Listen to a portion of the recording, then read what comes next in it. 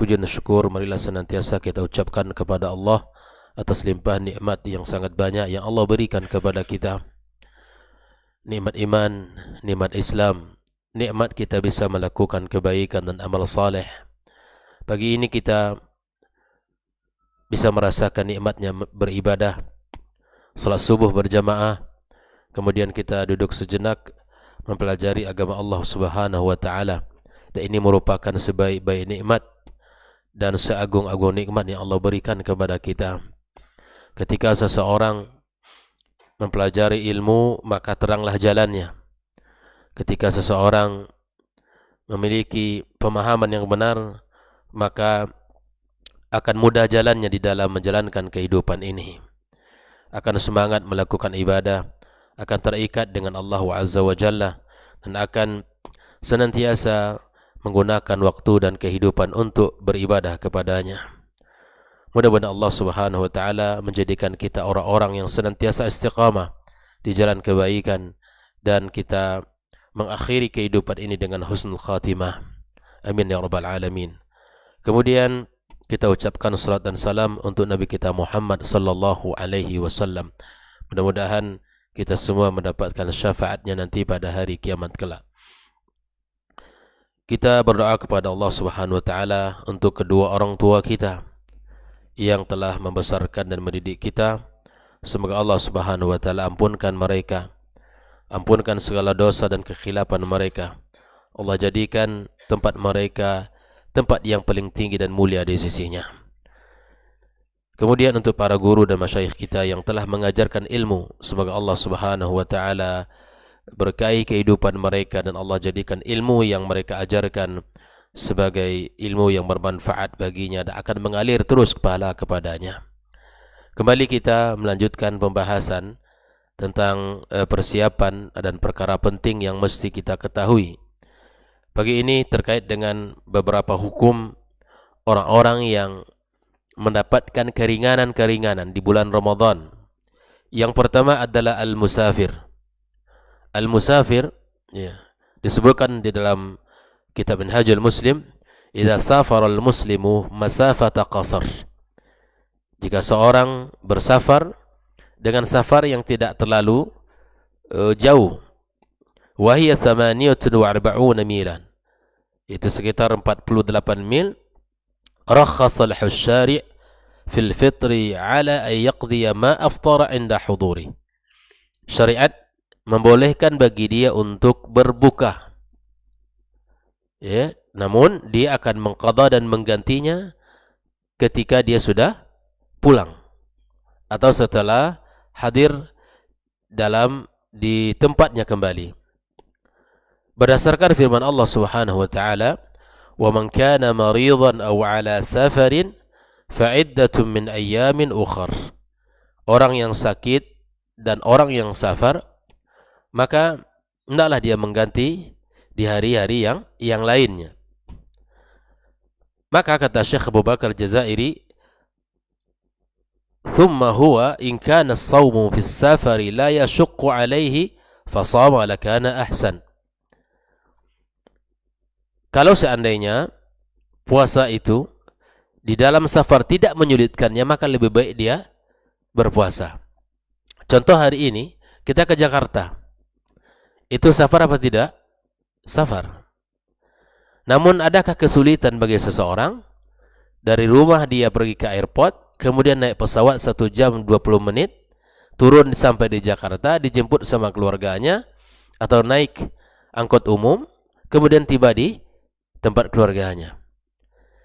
Ya, tentu ini tidak akan menyulitkan dan tidak akan memberikan ya perkara-perkara yang akan membuat dia bisa batal. Maka dalam bab ini kata Syekh Abu Bakar Jazairi, la yashuqqu alaihi siyam. Tidak ada kesulitan baginya berpuasa, lakana ahsan, fasama lakana ahsan. Maka pada bab seperti ini lebih baik dia berpuasa. Katakan kemana saja hari ini, alhamdulillah. Atau mungkin jalan darat misalnya. Jalan darat kita ke Sumbar, ya 8 jam. Atau ke Padang misalnya, kita 8 jam naik kendaraan mobil. mungkin ada kesulitan dan mungkin ada tidak. Bagi orang yang tidak bisa naik kendaraan mobil, itu sulit baginya. Maka masuk pada pembahasan dia, wa in kana yashukku alaihi fa aftar. Andai safar itu membuat dia sulit berpuasa, maka kana fa aftara kana ahsan. Hendaknya dia berbuka lebih baik. Tapi kalau seandainya antum tidak mengapa, tidak ada masalah, gitu kan?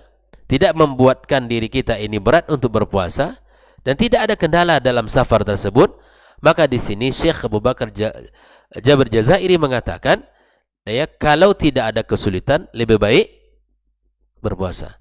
Tapi kalau sulit, dia lebih baik berbuka. Berdasarkan, ya, liqauli Abi Sa'id Al-Khudri radhiyallahu taala anhu, kunna naghzu ma'a Rasulillah. Kami berperang bersama Nabi. Para sahabat ikut berperang bersama Rasul. Kapan? Fi Ramadan, di bulan Ramadan. Faminna as-sha'im wa minna al-muftir. Di dalam berperang tersebut ada di antara kami ini yang berpuasa dan ada juga yang tidak. Kekuatan para sahabat itu tuh berbeda-beda pula sebagaimana kita hari ini. Ya, mereka ada di antara para sahabat yang berpuasa dan Rasul hadir bersamanya. Dan ada yang di antara mereka berbuka, Nabi tidak melarangnya. Fala yajidu as-sha'imu 'ala al-muftir wal muftiru 'ala as-sha'im. Thumma yarawna anna man wajada quwwatan fasama. Ini dia. Barang siapa yang merasakan dirinya mampu untuk berpuasa, fasam, fa inna dzalika hasan. Itu lebih baik. Wa yarawna anna man wajada dha'fan fa aftar. Yang melihat dirinya kurang mampu, maka dia berbuka. Fa inna dzalika hasan, dan itu lebih baik baginya. Jadi orang musafir, kaidah umumnya dia boleh mendapatkan rukhsah. Ada rukhsah keringanan yang dia boleh untuk berbuka. Namun di sini lihat, safarnya apakah memberikan kesulitan padanya di dalam berpuasa atau tidak. Kalau tidak ada masalah, kesulitan, maka puasa lebih baik. Jika seandainya puasa itu sulit baginya di saat safar, maka berbuka itu lebih baik baginya. Namun ketika dia berbuka, apa yang harus dilakukan nanti setelah Ramadan? Mengqadanya, mengganti puasa yang mana dia berbuka tersebut. Berapa harikah dia berbuka? Segitulah yang dia bayar nanti setelah Ramadan selesai. Ini hukum yang pertama bagi yang musafir. Yang kedua, kondisi yang dibolehkan mendapatkan rukhsah adalah al-marid, yaitu orang sakit. Idza maridal muslimu fi Ramadhan nazar.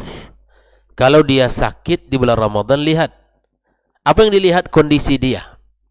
Bagaimana keadaan dia kalau dia berpuasa? Bagaimana kondisinya kalau dia teruskan puasa?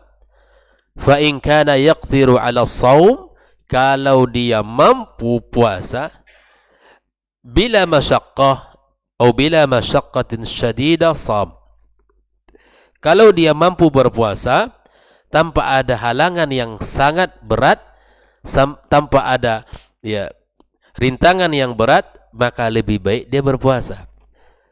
Misalnya demam, sakit demam, demam, panas badannya. Kemudian kalau diteruskan puasa, bisa jadi dia lebih parah sakitnya. Mungkin lebih parah sakitnya. Maka posisi itu, keadaan itu membuatnya harus berbuka. Dan nanti setelah keluar Ramadan, dia harus membayar dan mengqadha. Kalau pilek-pilek sedikit, insyaallah nggak ngaruh lah kalau berpuasa ya. Misalnya pileknya Masya Allah luar biasa. Tapi tentu ini semuanya berdasarkan rekomendasi ahli ilmu. Siapa dalam bab ini? Tentu dokter yang amanah. Dokter yang amanah yang memberikan rekomendasi, kamu nggak boleh puasa.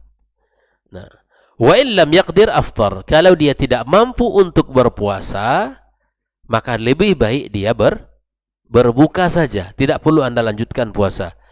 Karena begitulah Islam menjaga hifzun nafs, menjaga jiwa. Kan di antara maqasid syariah itu ada 5 ya. Nah, di antaranya yang mesti dijaga oleh Islam ini adalah jiwa manusia. Bahkan ibadah sekalipun jika seandainya itu adalah wajib, dan kemudian jika dalam kondisi ibadah itu ada halangan dia, jika diteruskan berpuasa misalnya, maka dia akan jatuh sakit lebih parah. Dalam bab ini syariat menggugurkan hukum wajib itu untuk dia. Bayangkan, begitulah Allah Subhanahu wa taala memberikan syariat mulia kepada kita agar kita bisa menjadi orang yang selamat, ya sehat, dan bisa menjalankan segala kewajiban-kewajiban kita. Thumma in kana yarjul bur'a min mardihi, jika diharapkan kesembuhan dari sakitnya tersebut, fa innahu yantaziru hatta al-bur' thumma yaqdi ma aftara fi. Kalau diharapkan kesembuhan, artinya sakit-sakit biasa, kemudian dia menunggu sampai dia sembuh kali, sampai pulih kesehatannya, kemudian dia mengqadha puasa yang hari ia lakukan itu, yang hari di mana dia tidak berpuasa itu. Dia nanti wajib mengqadhanya. Wajib mengqadhanya. Wa in kana la yurja bur'uhu afthar wa tasaddaq an kulli yawmin yuftiruhu bi muddin aw min ta'amin.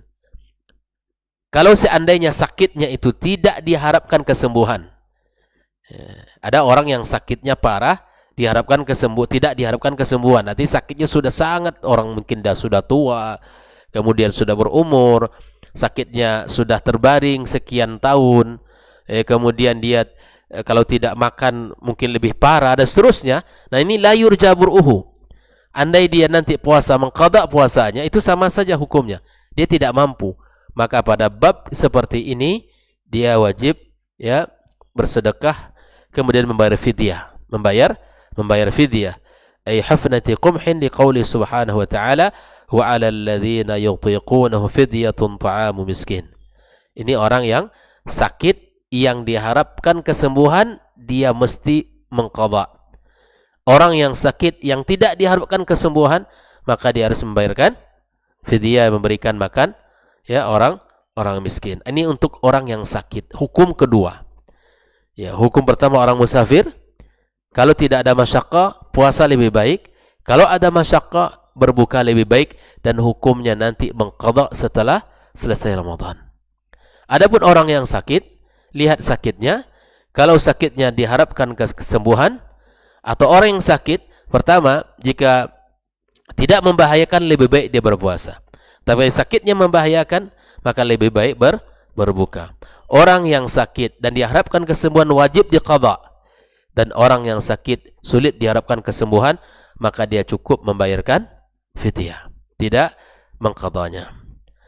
Baik, yang ketiga adalah asy-syekhul kabir. Ini orang yang tua renta. Orang yang sudah tua, yang tidak lagi mampu untuk berpuasa. Idza balagal muslimu awil muslimatu sinnan minasy-syaikhukhah, jika seandainya seseorang telah sampai pada usia tua, ya usia yang sudah renta sekali, ya orang sudah berumur, la yaqwa ma'ahu 'ala shaum, tidak mampu dia untuk berpuasa, ya aftar wa tasaddaq ala kulli yaumin, ya dia berbuka, kemudian nanti dia membayar fidyah, bersedekah ala kulli yaumin, atas setiap hari yang ia mana tidak berpuasa. Sebulan penuh dia tak berpuasa, sebulan penuh wajib membayar ya fidyah. Ala kulli yaumin yuftiruhu bimuddin min ta'am, satu mud dari makanan. Ya liqauli Ibnu Abbas radhiyallahu taala anhuma, rukhasa lisy-syaikhil kabir ya ay yut'ima an kulli yaumin miskinan wala qadha alaihi. Ini Ibnu Abbas mengatakan diberikan rukhsah bagi orang yang tua renta, orang yang sudah sangat berumur, lemah sekali tidak mampu untuk berpuasa, untuk memberi makan setiap hari yang ia berbuka satu miskin, wala qadha alaihi, dan tidak dia mengqadha. Ini hukum bagi orang yang tua. Mungkin ada di antara kakek kita, nenek kita, atau bahkan mungkin orang tua kita yang tidak mampu berpuasa. Kalau dia berpuasa, mungkin dia semakin lemah dan terus akan membahayakan dirinya. Maka hukum yang berlaku baginya apa? Untuk tidak berpuasa dan membayarkan ya fidyah, satu hari satu orang miskin, ya selama berapa hari dia tidak berpuasa, maka sejumlah itu dia harus membayarnya. Ini asy-syekhul kabir. Kemudian ada kondisi orang yang khusus perempuan ini. Al-hamil wal murdi'ah. Orang yang hamil, wanita hamil dan wanita yang menyusui. Ada hukum tertentu bagi mereka. Islam memberikan keringanan kepada orang yang hamil dan kepada orang yang sedang menyusui. Kita lihat bagaimana hukumnya. Idza kanatil muslimatu hamilan, jika seorang wanita hamil, fa khafat ala nafsiha, dan khawatir atas dirinya. Kalau dia berpuasa, saya bisa pingsan, lemas. Sedangkan tidak puasa saja, dirinya lemah juga. Ya, muntah, kemudian pusing, yang hanya bisa berbaring saja. Ada istilah orang hari ini bed rest, ya, dia harus istirahat total. Ada kondisi wanita yang hamil itu tak bisa ngapa-ngapain selama 9 bulan. Ada yang cukup hanya bangun, minum, istirahat lagi. Tak bisa ngerjain apa-apa di rumahnya. Tak bisa bersih rumah, tidak bisa ngurus rumah, dan tidak nggak bisa. Bahkan mencium aroma masakan saja dia bisa muntah. Ada kondisi wanita seperti ini, ada. Nah, orang yang seperti ini, idza kanatil muslimatu hamilan fa khafat ala nafsiha, dia khawatir atas dirinya. Kalau saya berpuasa bisa dia pingsan, dan bahkan mungkin lebih daripada itu. Au ala ma fi batniha, atau juga khawatir atas janin yang ada di rahimnya. Sedangkan diri dia saja takut akan hal-hal yang terjadi, apalagi atas janin yang ada dalam rahimnya. Tentu akan lebih berat lagi. Apa yang harus dilakukan? Aftarat, maka bab ini harus berbuka. Kalau istri antum nanti ya puasa dan berat sekali, maka bab ini dia harus berbuka. Ya. Wa inda zawalil udhri fasqadat ma aftaratuh. Kalau sudah hilang uzurnya, maka dia ya mengqada berapa hari yang mana dia telah berbuka. Dia dalam bab ini khafat ala nafsiha au ala batniha au ala ma fi batniha, dia berbuka kemudian dia mengqada.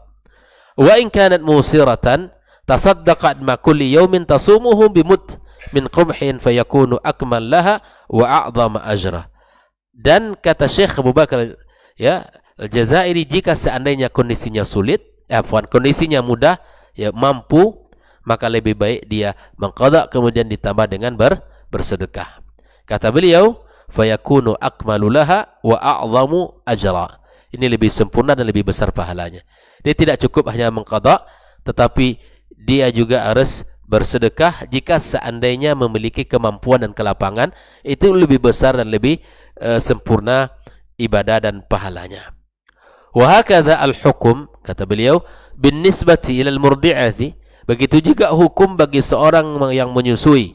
Idza khafat ala nafsiha au ala waladiha, jika dia berpuasa air susunya tidak ada dan dia khawatir atas dirinya, lemah, kemudian mungkin nanti lemah juga anak-anaknya, walam tajid man turdi'uhu laha, dan tidak ada pula orang yang bisa menyusui anak ini, au lam yuqbal ghairaha, atau anak ini tidak mau menyusu, orang ada tapi tidak mau menyusu ke orang lain, maka wa hakadzal hukum mustanbitun min qawlihi ta'ala wa 'alal ladzina yutiqunahu fidyatun ta'amu miskin, ya bagi orang yang mampu untuk memberi fidyah, orang makan orang miskin. Fa inna ma'na yutiqun ay yutiqunu bi masyaqqatin syadidatin wa fa in hum aftaru qadaw au at'imu miskina.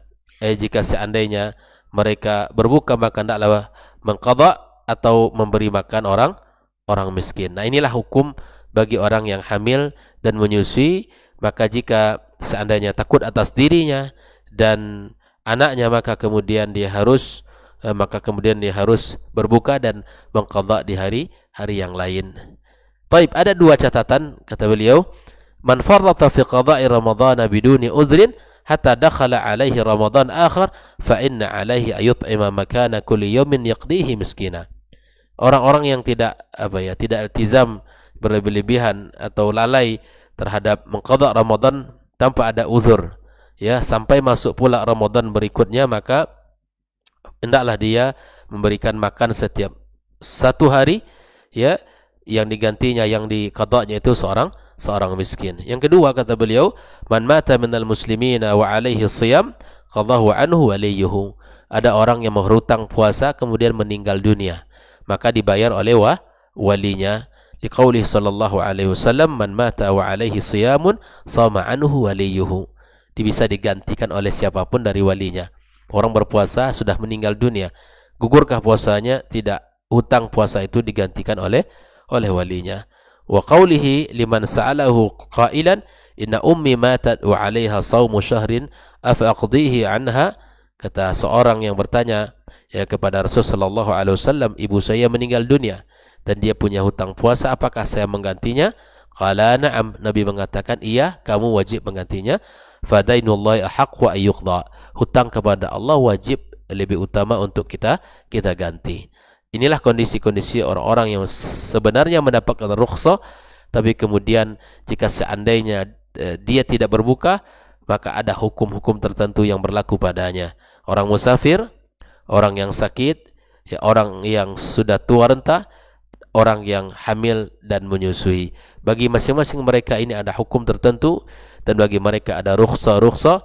Bagi yang tidak mampu maka lebih baik dia berbuka, dan bagi yang mampu maka lebih baik dia berpuasa. Dan mudah-mudahan Allah Subhanahu wa taala berikan kekuatan kepada kita untuk menyambut Ramadan dengan penuh energi, semangat keimanan, dan semangat untuk beribadah kepada Allah Subhanahu wa taala. Dan semoga Allah Subhanahu wa taala sampaikan usia kita ke bulan Ramadan, dan Ramadan tahun ini dan Ramadan tahun-tahun berikutnya, dan kita jadikan, kita berharap kepada Allah Ramadan tahun ini lebih baik dari Ramadan yang lewat, yang sudah lewat, yang telah lampau, dan mudah-mudahan Ramadan tahun ini sungguh jauh lebih baik dari sisi kualitas siam kita, dari sisi kualitas ibadah kita, dari sisi kualitas segala amal-amal saleh kita. Ya, terasa ketika Ramadan tiba, kita harus menjadikan orang-orang yang senantiasa fastabiqul khairat, berlomba-lomba dalam kebaikan, mengisi hari-hari kita dengan amal saleh. Wa sallallahu ala nabiyyina Muhammadin wasallam. Wa subhanakallahumma wa bihamdika asyhadu an la ilaha illa anta astaghfiruka wa natubu ilaik. Wassalamu alaikum warahmatullahi wabarakatuh.